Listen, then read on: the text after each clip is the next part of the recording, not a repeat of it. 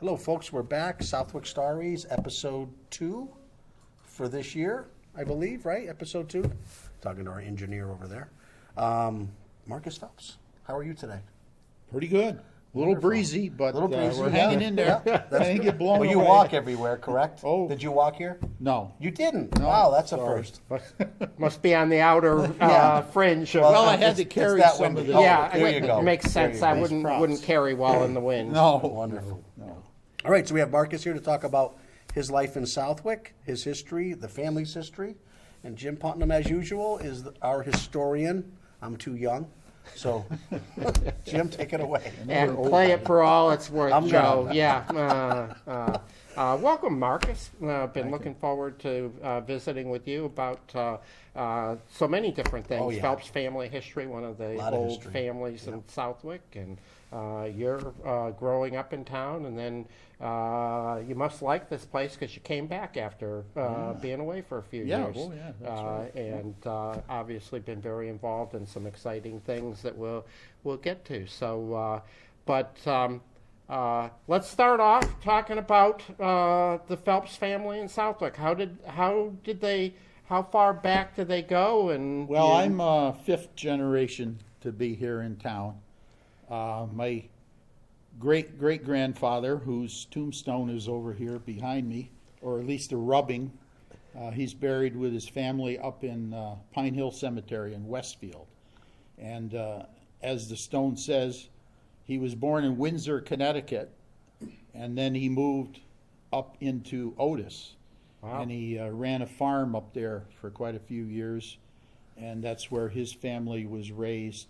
But then in 1865, he came here to Southwick, and he bought 2 houses on Depot Street, 20 Depot Street and also 28 Depot Street.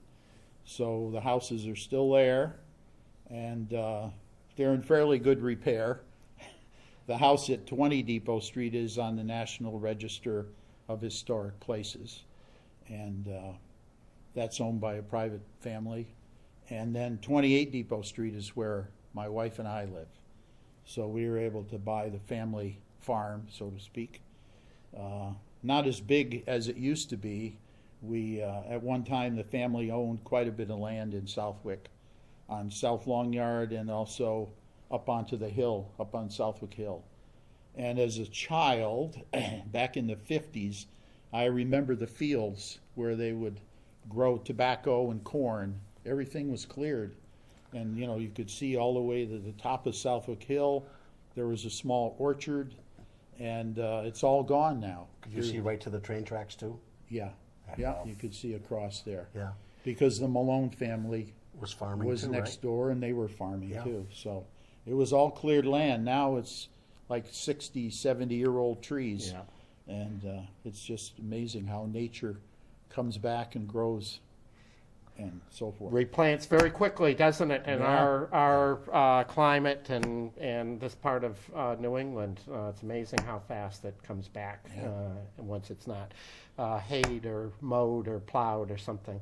But so, did he farm when he came down here, or was that? Pretty much he did.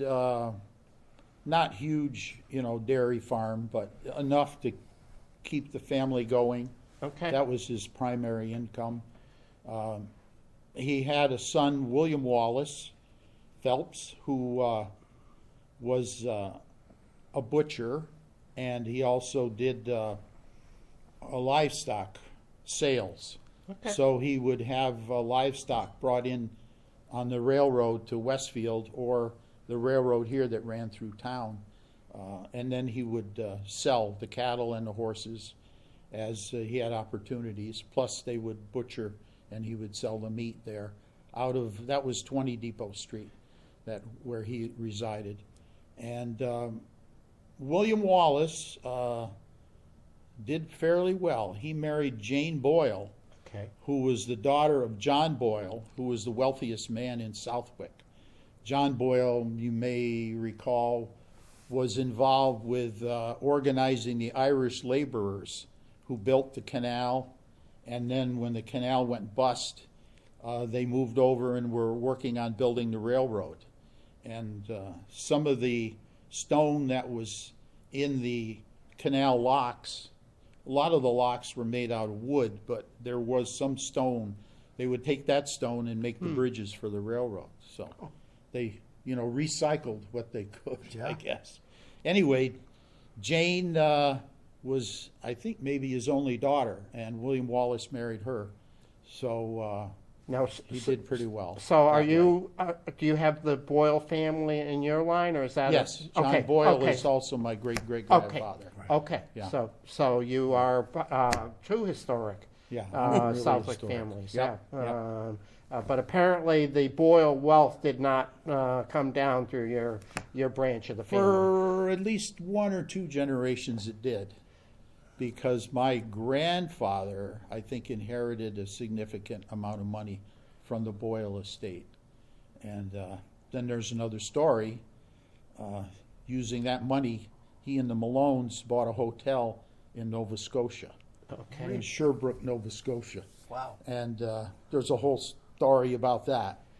We may come back to that if we have time. I but gave we'll- a presentation Yeah, I understand. at the Historical Society on the family connection between Southwick and Sherbrooke, Nova Scotia.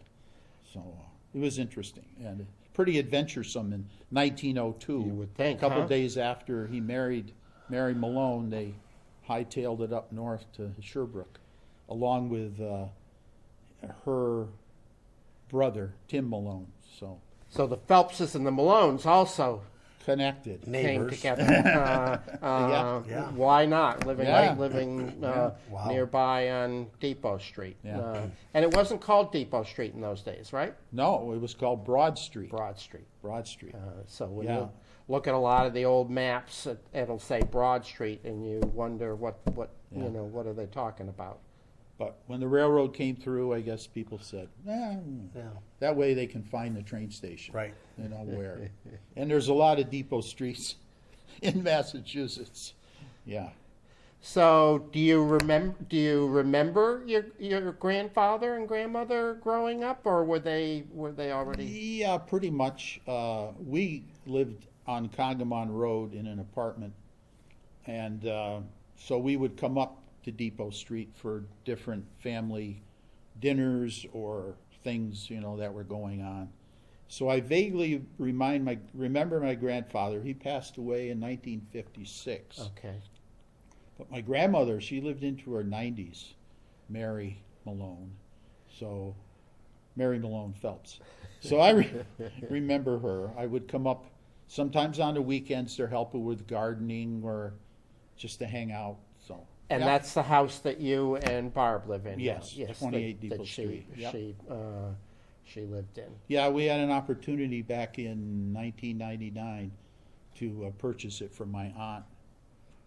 So we did that, and if anybody has ever watched the movie The Money Pit, when you get an old house, you better love it because there's a lot to bring it up to modern standards with indoor plumbing and electricity that is not 110 volts or whatever. What's the Yeah. fuse Oh, yeah. and the The knob and cloth, the tubing. cloth wire, not Yeah, the yeah, tubing, yeah. So we had to upgrade it a little bit, but it's very livable now. So It's a beautiful home on the exterior. Certainly, I think one of Southwick's grander historic homes, and I have seen at least part of the downstairs that you've refurnished, and it's just beautiful. Yeah. And I think that home will be there for another several generations. hopefully, I don't know. I have two absolutely. daughters. One lives in Pennsylvania near Philadelphia, and the other one lives in Las Vegas, Nevada. So whether or not we can entice one of them to come and live in Massachusetts, I don't know. Southwick, it's a great town, What else about the Phelpses? Well, we haven't talked about your dad and mom yet. We're back to your grandparents. But what else about the Phelps family and their involvement in Southwick? There must have been yeah, a bunch of Phelps Select Board members and fence yeah, drivers there's a and few, other things. There were 5 children that were born to George and Mary. So the oldest, Neil, was in the Army during World War II, and he lived in Pennsylvania. And then there was Helen Phelps, who was involved a lot with the historical Yes. activities in town when they had, I think it was 1976, they had a big celebration, and there was a book produced and Yep. so forth.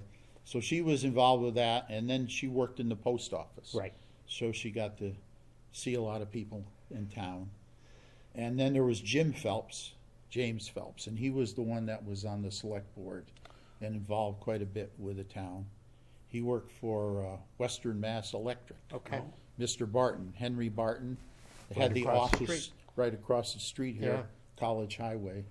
And let's see, then there was Mary Phelps, who married Orrin Griffin, and she was a school teacher here in town. And then the youngest was my father, George, and he went into the Navy. The story is right after the bombing of Pearl Harbor, there was a group of guys at the Southwick Inn who said, "We're going." So they all enlisted in the service. And so he was in World War II and also Vietnam conflict. He stayed in, I think he served about 32 years.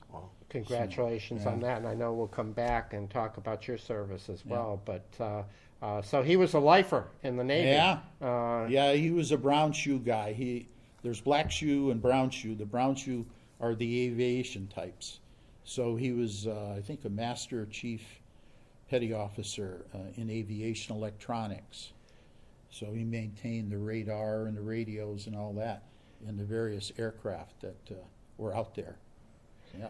So where did he serve during World War II? Which theater? Yeah, he was in the Pacific. In the Pacific. Yeah, he was involved. He was on an aircraft carrier in the Battle of Midway, and so forth. But then he stayed in, and so he ended up back in the Pacific, In the Gulf of in Tonkin? in Vietnam War, and I was over in that area. I guess at the same time, maybe we overlapped.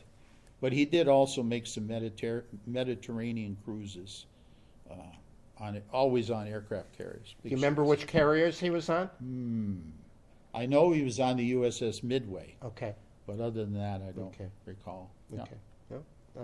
Very good. Very good. So, but so his family stayed here in Southwick Yes. while he was deployed. Yeah, I know we did go. I recall going to Corpus Christi, Texas, for a while, and living in some Navy housing. But moving around was hard, so my mother said, "No, we're going to come back and live in Southwick."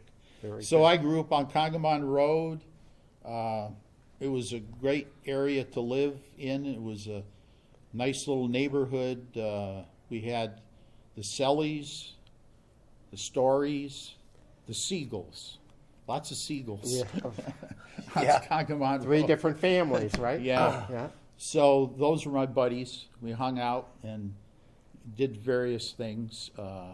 We'd go down the hill to Benini's store just about every day to buy some penny candy. We'd pick up bottles on the side of the road, and you get a nickel for the big ones. And I don't know if there was a deposit on that, or maybe we got a quarter for the big ones and a nickel for the smaller. Yeah. And so we'd get enough to buy something.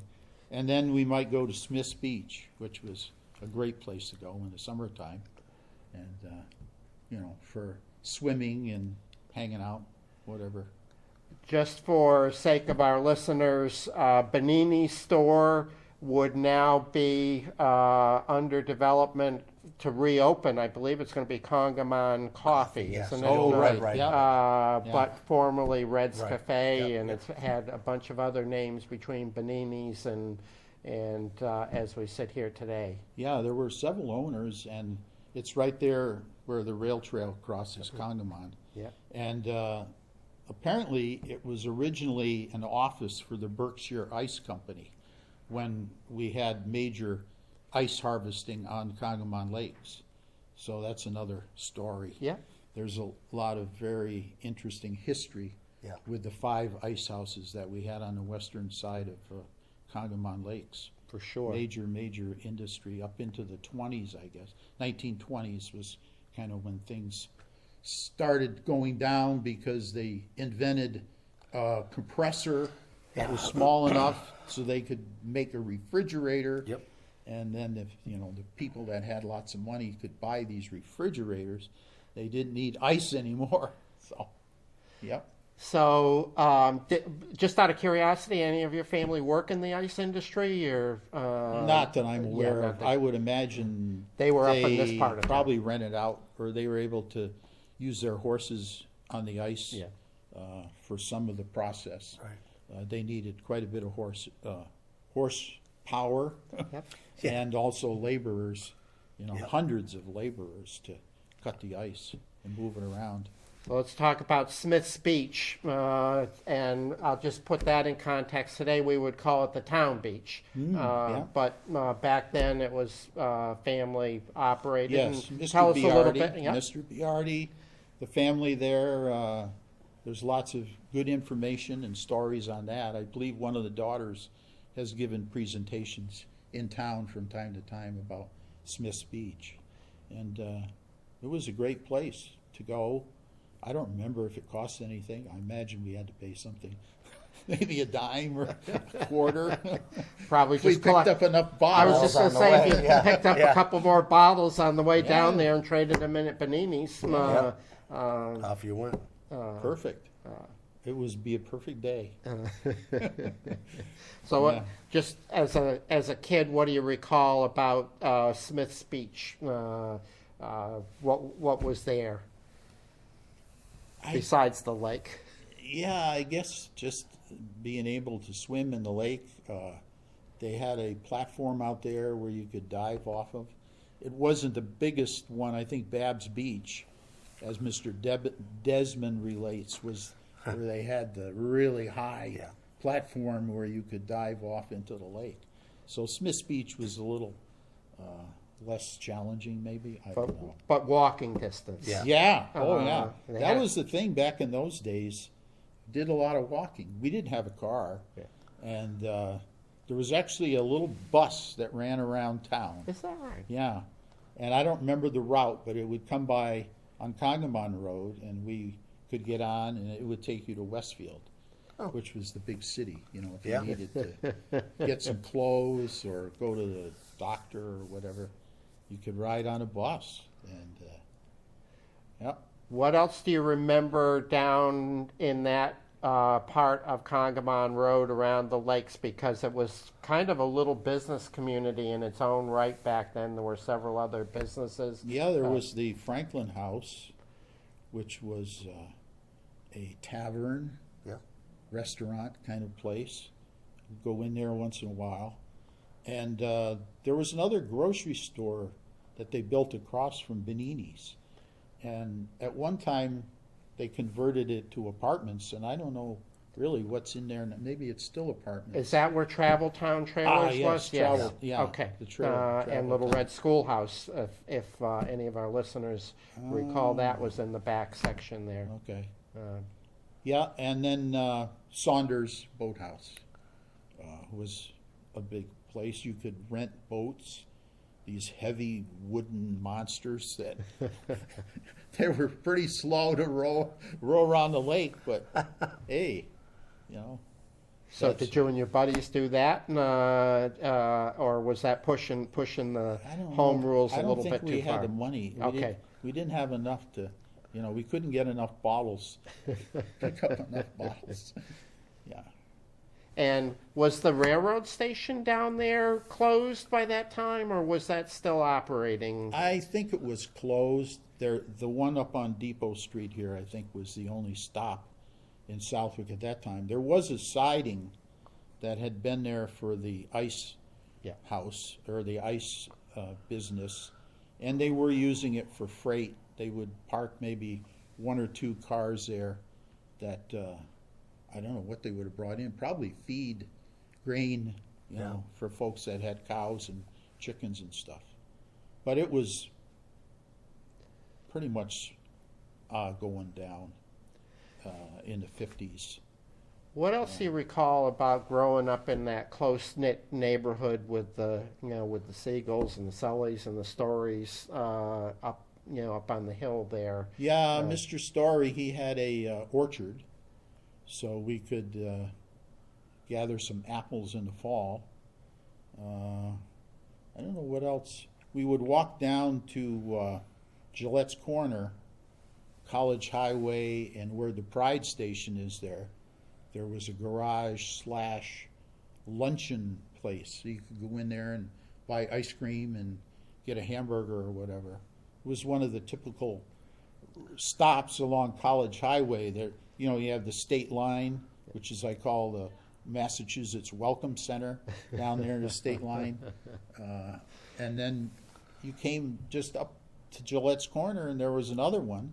And then you came a little farther up on the corner across from the old cemetery where that furniture restoration place is. Yeah. That was a little restaurant, gas station. Kind of a truck stop, thing. right? Yeah.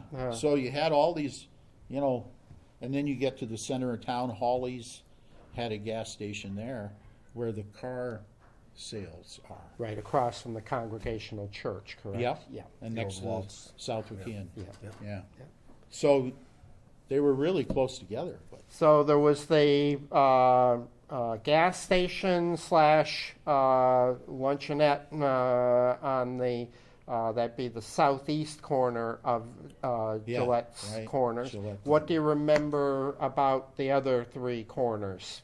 there were two Looked homes. a little bit different than it does today, doesn't it? There was Mr. Gillette's house on the northeast corner, which is where the Dunkin' Donuts is. And then there was, on the other two, there were homes on the other two sides. There was a Saltbox house on the northwest corner. And then there was a big house. Johnson owned a big house there where the job lot, parking lot is. And when that was torn down, there was a golf. Miniature golf. Yeah, a Yeah, miniature golf yeah. place was there for For a several while, years, yeah. and I think a driving range maybe too Yeah. next to it. But yeah, so things change. Now we have CVS and, Yeah. and Big Y and Job Lot. Doesn't look anything like it did when we were Let's growing see, up. does it? there's nothing left. Nothing left. The Saltbox house that was on the corner actually got moved up Vining Hill Road, and it's now a residence up there on It's on Vining Hill Pearl Road. Brook Drive or whatever. I think one of those a that little goes bit up. past there Okay. on the left. Yeah. Yeah. Yeah. The Yeah. Gillette house, though, stood for a long time. And that where the Dunkin' Donuts is, that was Yeah, yeah. It got saved when they did the initial development there, and there were Yeah. several businesses. I remember a video store Yep. in there Yeah, at one and there point. was, and it was a restaurant. And we all know They what had a- happened to video Oh, stores. yeah. And real popular. Yeah. but it wasn't a particularly well-suited building No. for No. businesses. And No. I remember they had a kind of a somebody had put kind of a half-baked drive-up window on there, but it Never and the did video anything. store tried to use that, but it never worked very Yeah. well. But Yeah. so where'd you go to school? I went to school in this building. So the which- Consolidated School? Southwick Consolidated School. And then for high school, we had to go to Westfield. So I graduated in 1962 from Westfield, and that was the last class that graduated from Westfield High. So So 8 grades here in Consolidated School. Do you recall some favorite teachers? my first grade teacher, Mrs. Hill, Mrs. Hill. very nice lady. And of course, it's traumatic when you go to first grade. They didn't have much kindergarten back in those days. There was like a daycare facility down at Gillette's Corner in the Johnson house. I went there a little bit.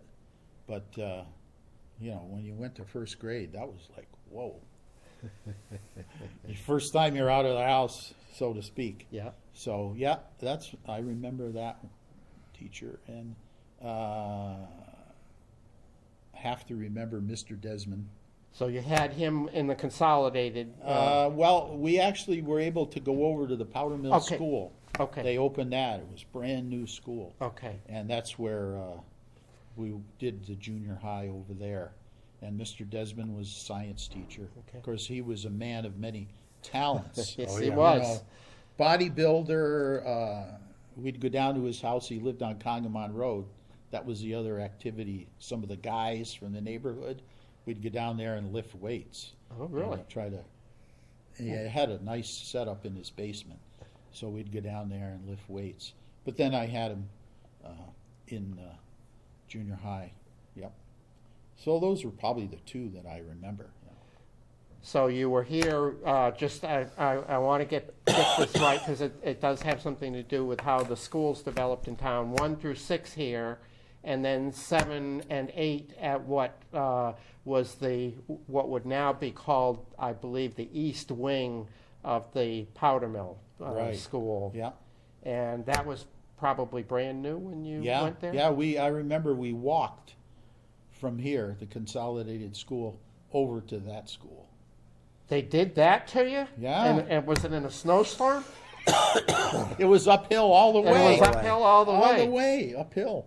I think No. people would consider that, Yeah.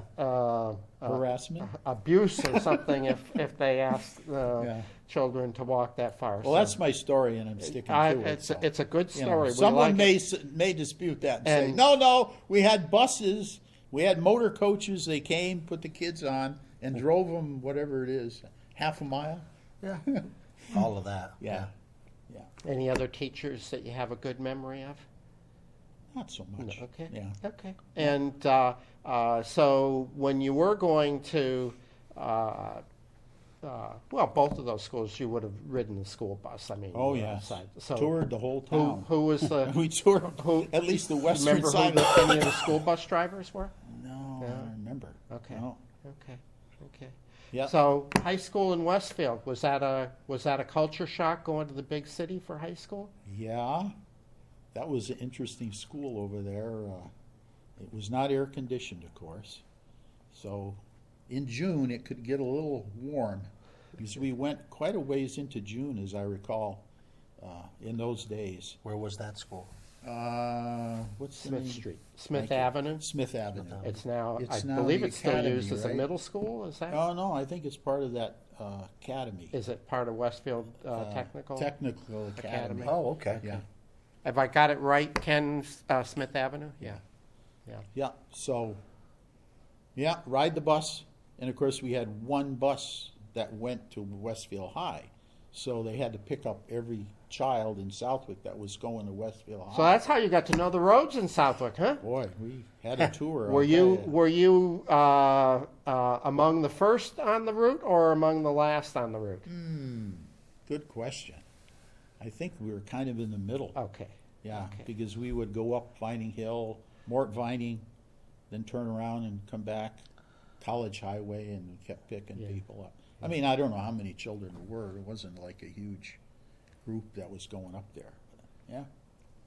So you graduated 62, and then what came next? I worked for a year with a fellow installing home alarm systems, Really? fire alarms and intrusion alarms or whatever. So I did that, and then I decided, or I was encouraged to go to a small school in upstate New York, Paul Smith College, which is beyond Lake Placid. It's up there in the Adirondacks. Beautiful, beautiful setting, but really cold in the winter. So I went in mid-term or mid-year, started in January of Ah. '64. So, and I studied forest management. There were two main curriculum they had, or curricula. That doesn't sound right. Anyway, forestry and hotel management. Wow. The founder, Paul Smith, was a great outdoorsman, and he built up a large ownership, thousands of acres that he had purchased. But he was also a hoteler, and he built one of the great hotels in the Adirondacks at Paul Smith's. Very innovative guy. He powered it with hydroelectric power. he had his own little railroad that ran from Paul Smith's to Saranac Lake. So when the wealthy came up from the cities, New York City and New Jersey, they would get off the train in Saranac Lake and get on his train, and he'd take them out to the hotel. So that's why they had the hotel management program. But then with the thousands of acres of woodland, they also could do forestry. So it was a 2-year school at that time. And I graduated in '66 and transferred it to UMass and got a 4-year degree out of UMass in forest management and got hired by the U.S. Forest Service to work in various places around the east, always east of the Mississippi. So I worked in northern Minnesota, Missouri, Pennsylvania, and New Jersey. So those were kind of the area. That was the area where I worked. Why forestry? Why? What made you decide? Well, I had always enjoyed the outdoors. I was in the Boy Scouts, and with the camping and walking around and all that kind of thing, and so it was a good program and very significant to having that career. If I hadn't been able to get the very practical experience at Paul Smith's, and then more the academic side when I was at UMass, it was a good program, and Paul Smith was always highly regarded as a very practical, hands-on, a lot of emphasis on safety, as I recall, and really how to go out and work in the woods when it was not nearly as mechanized as it would be today. Right. Yeah, it was very hands-on, which is good for guys. Yeah. Because sitting in a classroom, it's terrible. But out, up there, we were out in the woods with hand tools, harvesting pulpwood, and then there were 2 programs. There was a pre-professional, which is for folks that plan to transfer to a college or whatever, and then there was the terminal program, which had kind of an ominous name, but they were the real stumpies, they called them, who would, get a lot of experience in harvesting and processing, sawmilling, and that kind of thing. So they were going to go into actual woods work. Yeah. A lot of them, some of my friends who were there started their own tree care businesses, arboriculture, and or landscaping types of programs, and also land surveyors. That was another good profession. You can come out of there and become or be a land surveyor, which is a very good profession. So, If I recall correctly back then, and I had friends who went to Paul Smith's a little bit later than you did, but an all-male school back in those days, right? Or mostly male? They had one dormitory Okay. for the ladies, women, girls. They were in the hotel management program. But in the middle at of that time, yeah. in the middle of nowhere, and I won't ask you for any stories on this, but some wild things happened with a lot of guys that were pent up in the middle of nowhere with nothing better to do on weekends. Sometimes on the weekends, there was one fellow from Pennsylvania had a car, and we would go up to Malone, New York. Yeah. And at that time, you could drink in New York at the age of 18. So everybody was pretty much 18 years old. So we would venture up to Malone, New York to have some fun, dancing and so forth, and whatever else. Or we could go over to Lake Placid, which was a pretty good drive, but not that far. And of course, Lake Placid, everybody knows all the winter events and things they have there. The bobsled run, which was really awesome to go see those bobsled races. Incredible. And so there were a few things to do, but mostly studying or playing basketball or volleyball in the gymnasium. Sounds like you were one of the good boys. Oh, sure. So Where did the Navy fit into this timeline? Let's see. I was in at UMass for about 2.5 years.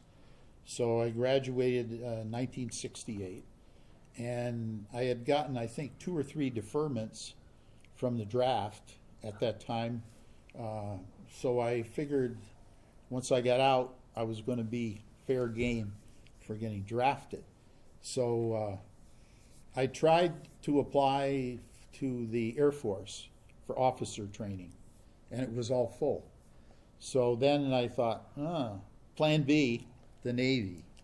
And of course, my father had been in for over 30 years, so I was interviewed up in Albany, New York. You sit at a table like this, and there's an officer and 2 or 3 petty officers, chiefs, over on the other side, and they're grilling you about, why do you want to be in the Navy? Why do you want to join the Navy? So I said, I'm here. My father's been in for over 30 years. So anyway, they said, sign here. So I got sworn in Minneapolis, Minnesota, because what happened is, after I got out of UMass, I immediately was hired by the U.S. Forest Service. So I worked for the Forest Service until October of '68, when I went into training at Newport, Rhode Island, officer training. So I was there 6 months, from October through the winter until April, when I got commissioned. And then I flew overseas and got on board the USS Kearsarge, which was an older aircraft carrier built in 1944. So it was a pretty good ship. We had mostly propeller-driven aircraft, anti-submarine warfare, and helicopters. We didn't have the steam catapult on the ship, so they couldn't launch the big jets. So we didn't have jets. We just had helicopters and the prop-driven. So I was over there for one cruise, and we came back. They said, we're going to decommission this ship. It's old. This was in 1970, I believe. So they decommissioned that Kearsarge, and I got transferred to a refueling ship. Both ships were in Long Beach, California. So the refueling ship was the USS Cacapon, AO 52. It was built in 1943. So it was another old World War II ship. Wow. But it was a good ship. I don't know, the crew, maybe 300 men. Not a big ship. I mean, we had 5,000 on the Kearsarge. Yeah. Wow. Floating city. Yeah. When the air wing was on board, that was, the composition. So on the Kearsarge, because I was forester, they put me in the engineering department. So what did I know about machines? I don't know. But at that time, it was a smaller department. I was in charge of the auxiliary equipment. So we had steam-powered winches. On the refueling ship, they have hoses, and they send them over. They fire a line over first, then they pull a rope, then they pull a cable, and these hoses run on that cable. So they had the steam-powered winches. They had to maintain the tautness of the cable as the two ships are sailing along together. So we also had other types of equipment, the internal phone system and some of those various pieces of equipment. But I was able to stand watch on the bridge, so finally got qualified to be officer of the deck underway, which is a big deal. The captain trusts you to command the ship. So even though when you're underway, the captain is sleeping right off the bridge. And if anything happens that you change course or whatever, you wake him up and let him know what's going on. Because if people Google on YouTube, the USS Evans was a destroyer that was run over by an Australian aircraft carrier and sunk. So the officer on duty did not notify the captain that they were changing course. Oh, boy. And he turned the wrong way, and it was not good. Yeah. So it's dangerous. But anyway, I didn't have any of those incidents, although there was one time we were off the coast of San Diego, and it was a little congested, and there was a large ship that was coming across in front of us. And the one thing you don't want is steady bearing and decreasing range when you're on a ship, because that means you're going to meet out here somewhere in the ocean together, because the range is decreasing and the bearing is staying the same. So I knocked on the door and asked the captain what I should do. And he said, stay on course, but slow down a little bit. So we slowed down and the ship went in front of us. So, but it's interesting when you're maneuvering, because it's like flying aircraft. It's three-dimensional. Yeah. You know, you have relative motion. So you have to be able to think that way. Otherwise, you come together out in the middle of the ocean like the Evans and the Melbourne, which was the Australian carrier. Just out of curiosity, about how old were you when you were 24, yeah, I believe. yeah. Yeah, a 24. lot of responsibility at a pretty young age? Yeah. So when your enlistment was up, you went back to the Forest Service? Well, when I had the opportunity to leave, we got an early out. At that time, the Vietnam War was winding down. So President Nixon, I believe at that time, we were getting early outs. So I got out about 6 months early. So we left Southern California, my wife and I. I got married in 1969, the day after I got commissioned in Newport. We drove back here, got my marriage license, and got married the next day in Westfield. Our honeymoon was interesting. My wife was very tolerant. So we were able to get out a little early, and the agreement with the Forest Service, which was great, I was on military leave from them for the time I was on active duty.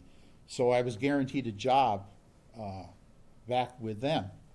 So in February of 1972, I got a job back in northern Minnesota. So we drove from here, we drove from Southern California back here to Southwick to visit family, and then we drove to northern Minnesota in February, and it was cold. And Colder than Paul Smith's? Yes. Yes, okay. Actually colder than Paul Okay, Smith, like okay. 45 below. Okay. And we didn't have a place to live. So we found a summer cabin that was available to rent, but it was not heated very well. So it was a challenge living in those conditions. But I was tough, and my wife was very patient and tolerant, supportive. So we lived in Ely, Minnesota for 2 years. And that's where our two daughters were born, in Ely. And it was a good town. A lot of Scandinavian folks. There was a couple underground mines, iron ore mining, copper mining, nickel mining. So you took the sauna, you went to the sauna every weekend, Saturday night or something. You'd find somebody that had one in their house, or they had some public ones you could go to. But that was a tradition, you know, for the Scandinavian folks. So, yeah, it was interesting.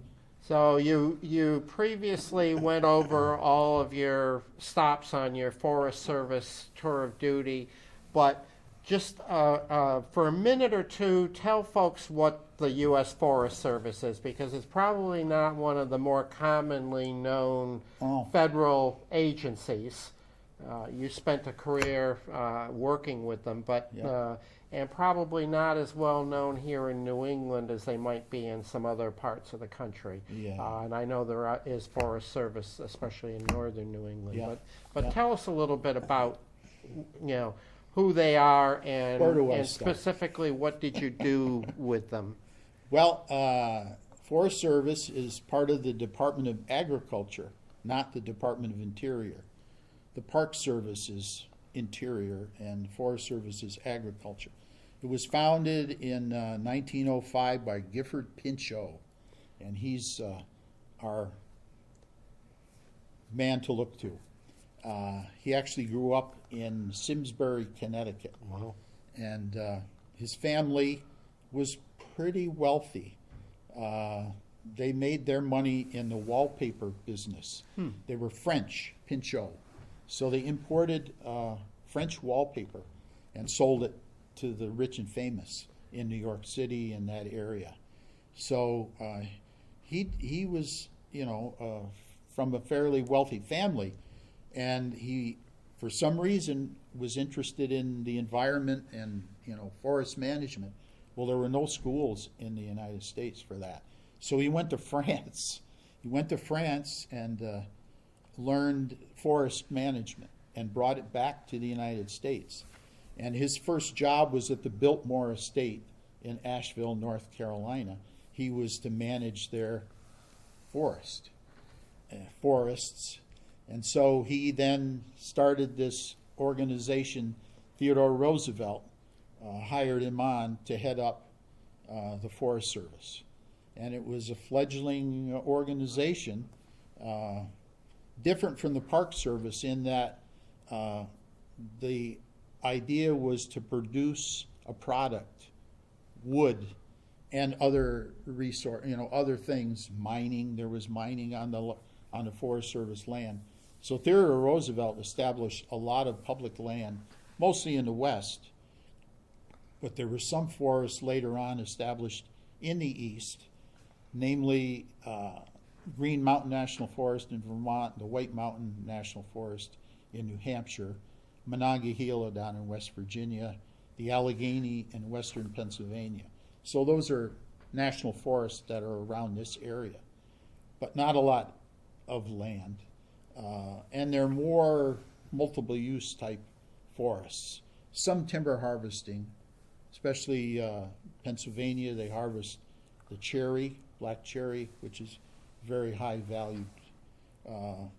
Other species, but it's a balance, because the public are concerned about protecting the trees and not cutting trees and this and that. But if you think about it, trees are a crop. It's just a longer rotation. You're looking at 60 years, 120 years, maybe a little longer than we were around. But in northern Minnesota, we were harvesting 300-year-old white pine.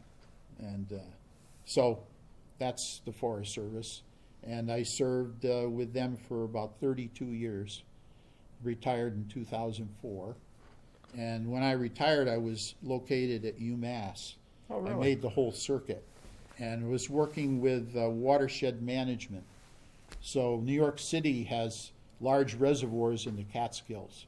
And the idea was to protect that water quality by managing properly the forests, making sure private landowners harvested their trees carefully. And the main thing, the impact, is road construction. When you're building the roads to extract the timber, Right. you're crossing streams, and you have to be careful, how you do that. Otherwise, the water gets polluted and so forth. So we were working with the forest or private landowners over there in the Catskills, and it was a good program, giving grant money to the various organizations that were trying to work with farmers. There's a lot of dairy farming over there, and so the other part was the Soil Conservation Service had a lot of involvement with helping the farmers manage their waste products and keep the cows out of the streams, and all that kind of thing. So it was good.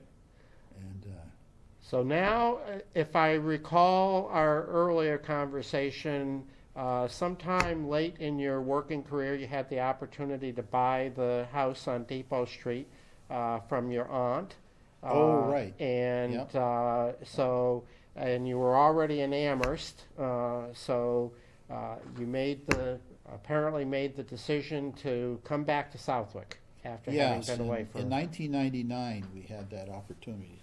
So I was still working, but we bought the house, and it took us about 2 years to renovate it to where we could move in. And so we did that. And then I retired in 2004. And coming back to Southwick, Phelps family had always, over the years, been involved in the town government and so forth. So I was able to get on the Conservation Commission, and I served there a couple years.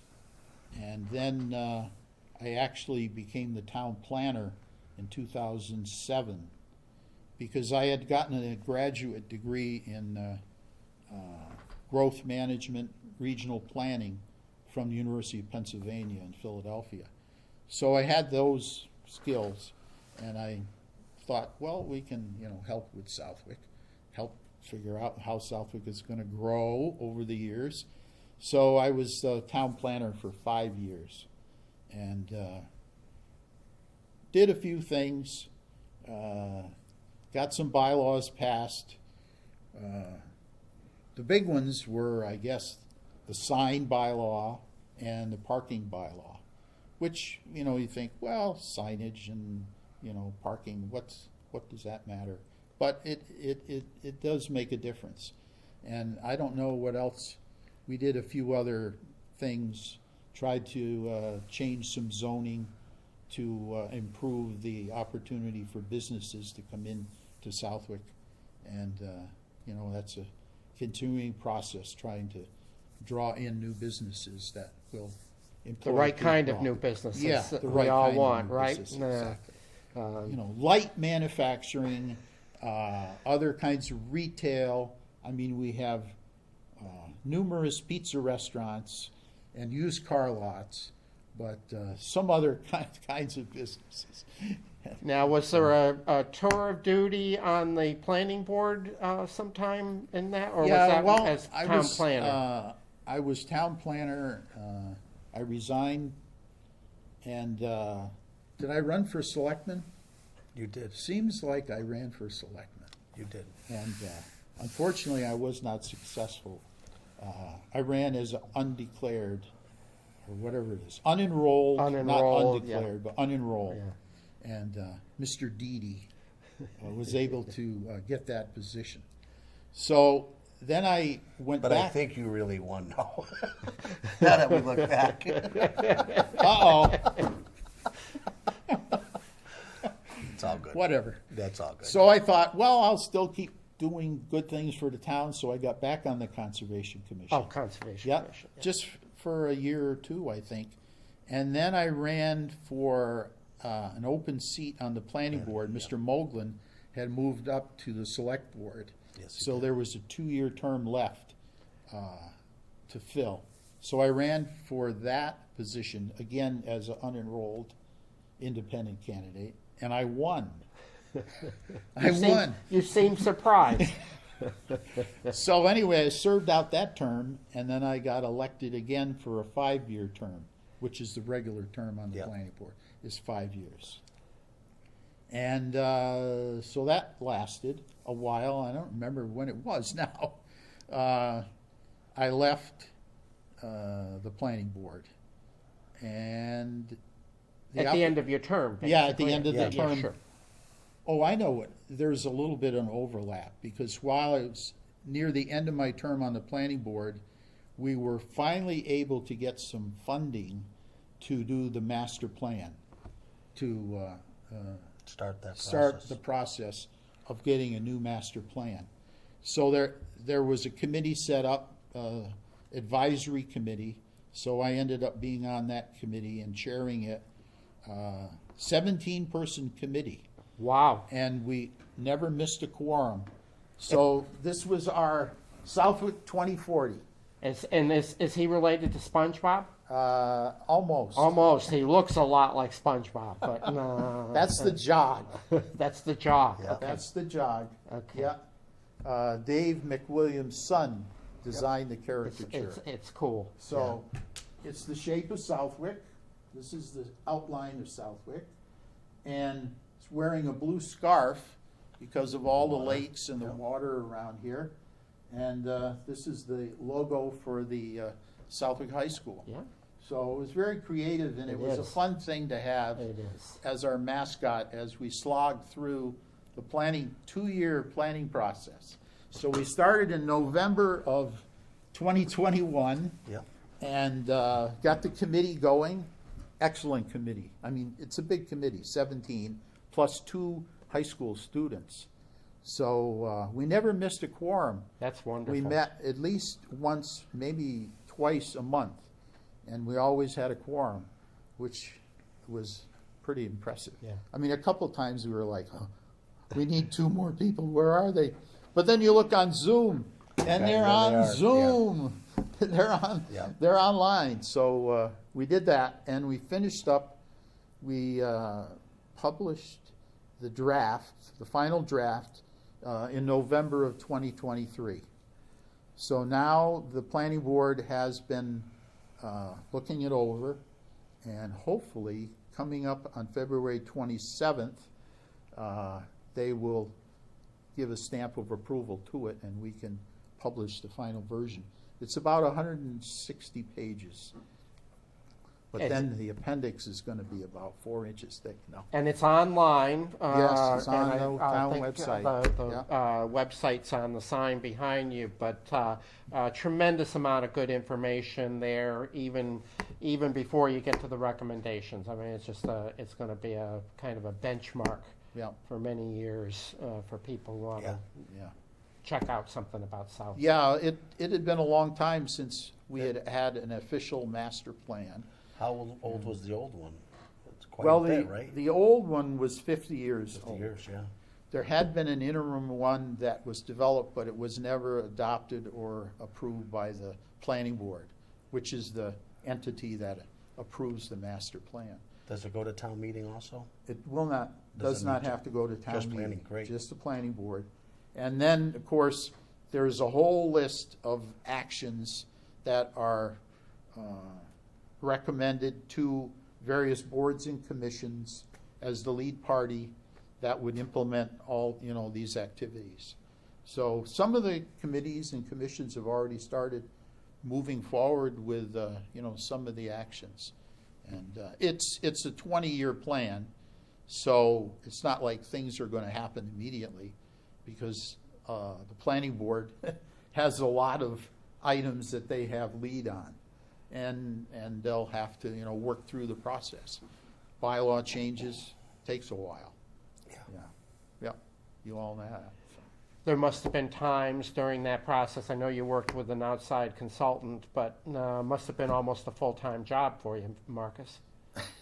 Sort of. Sort of. Yeah, we had the help of the Pioneer Valley Planning Commission. We did contract with them, and we were able to receive several grants from various state agencies, and we also, in parallel, did a housing plan, which is a standalone document, but a lot of the material in that document, in that plan, came from the master plan.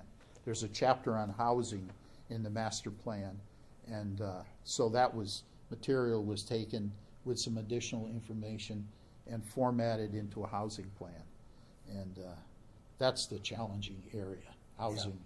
It's always in the news, and it's a challenge.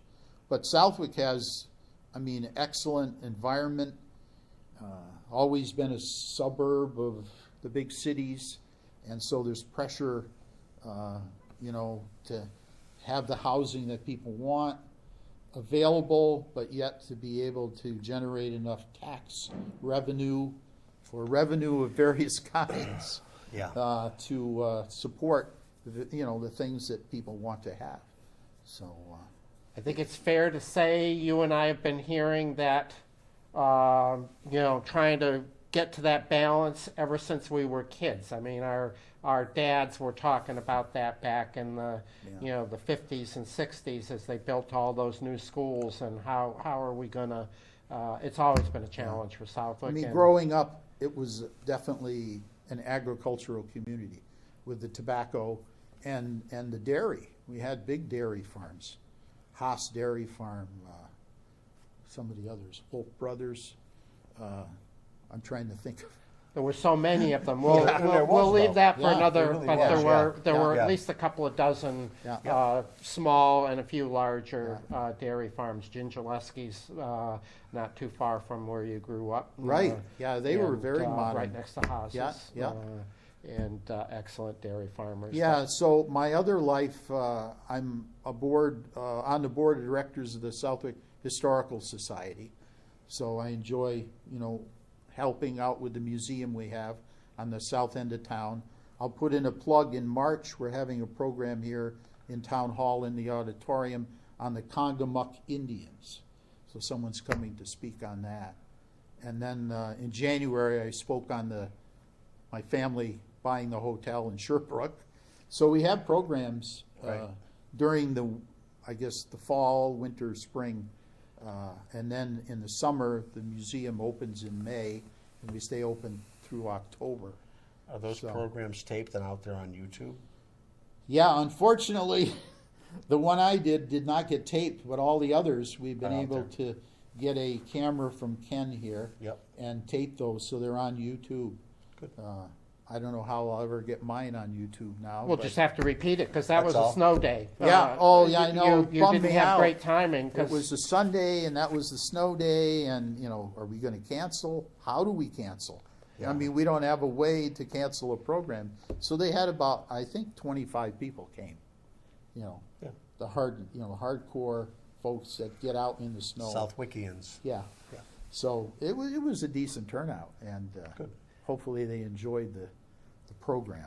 We missed one very important topic here, Marcus, and maybe I will give you an opportunity for any closing comments. But we never talked about your wonderful wife, Barb, who's been through all these adventures with you. I understand she's a local girl, but not a Southwick girl. Is Right. that correct? That's correct. She grew up on Granville Road in Westfield. Oh my goodness! So you went way out of town Oh, yeah. to find a bride. Corner of Honey Pot and Granville Road is where she grew up. Wow. She's from Vermont originally. She was born up in St. Johnsbury, Vermont, but came down to Westfield in the 50s. There's a lot of stories there. How we met, and she was a good Navy wife for Yes. about 3 years, and then she was a good Forest Service wife for about 30 years. Separations. When I worked in New Jersey and part of the time at UMass, she was still living down outside Philadelphia, Pennsylvania. So I drove back there on the weekends. And, Wow. and then when we moved up here, we lived with her mother and father on Granville Road for a couple years while the house on Depot Street was being rehabilitated. So she knows about running a household without me being around, which maybe works better without me being around. But she's a great historian. She has organized both the Phelps family, the Malone family, the Boyle family. She has cabinets full of 3-inch binders with a lot of historical pictures. Nice. And she's got the genealogies, so you can tell who's your first cousin twice removed or your third cousin, whatever. So she has all the connections. And then her side of the family too. Wonderful. She's a white family connection, goes back to the Mayflower. So she came in 1620. Her family came into America in 1620. My family didn't come till 1630. Oh my So goodness. we were a little more cautious. But she enjoys. We've been down to Plymouth a couple times to go on the Mayflower 2 and tour around there. So Now, is yeah. she certified that she's one of the Mayflower Oh, yeah. descendants? So Oh, she's yeah. been through the I paperwork. think she has for that. 2 lines actually it's- that go back. My understanding is most of those folks do because, again, it was a relatively small community of people Yeah. to fall in love Yeah. with and get married. Yeah, if people have an opportunity to go to Plymouth, it's excellent. You can do it in a day, really. Yeah. You can get down there and go on the replica of the Mayflower, which is a tiny boat. What were they thinking? They were crazy. Well, they were adventurous. Or, I mean, some of them. or they wanted to get the hell out of town Yeah. very quickly. Yeah. Some before, of them for religious reasons, others just for the opportunity to start a new life in Yeah. a new place. And then the merchant shipper who brought them here. I mean, the ship they came on was a freighter. It wasn't built for passengers. It wasn't a cruise ship. It was built to haul kegs of whatever, Yeah. you know. Yeah, so it was interesting. Yeah. Well, I think it's been a blessing for the town that Barb and you decided to spend your retirement years here with us, and really, without interruption, pick up a lifetime of public service by serving on the Conservation Commission, Town Planning Board, Southwick 240 Master Plan. I mean, that'll be a resource to this town for a long time to come, and I'm sure people will refer to it, and marching orders for the various boards that have to implement things. And Yeah, we, of course, I'm hopeful that people will keep it on the front burner as things move forward in the next, 5 or 10 years, that there'll be talk, connections to it. People will refer to it as they're applying for grants or, proposing different Well, projects that around was a town. big part of it that had to get updated because we were getting into trouble when it came to the grants and whatnot. Yeah. Because it was 50 years old. So Yeah. that was a huge part of, Yeah. getting up to speed with it. Yeah, your group has done a tremendous job with the outreach to the community, and this is me giving my viewpoint now, but lots of communication, lots of coordination with the press, Facebook information, own website, and so forth. And I would strongly encourage everybody who loves the Southwick community to get in there and look at, you don't have to read the whole thing, but look at some of it, understand how far-reaching it is, and we ought to be asking our public officials, town meeting and so forth, from time to time, what are you doing to make that a reality? Because it's a plan, not an accomplishment Yeah. yet, right? yep. And there's two things. There is an executive summary in the document, so if you want the Cliff Note version of the master plan, you yeah. can go there. And the next step, once the planning board has approved it, is to set up an implementation committee. And that's in the works right now. It's being discussed. The planning board and the select board are working on getting together an implementation committee, which at this point would be 5 members. Yep. And they're not going to do all the work, but they're going to be monitoring how things are going. Hopefully, we'll get an annual report card of some kind. It would be interesting, to have some kind of an update every year. And beyond the core implementation committee, there'll be other folks that'll be brought in as needed.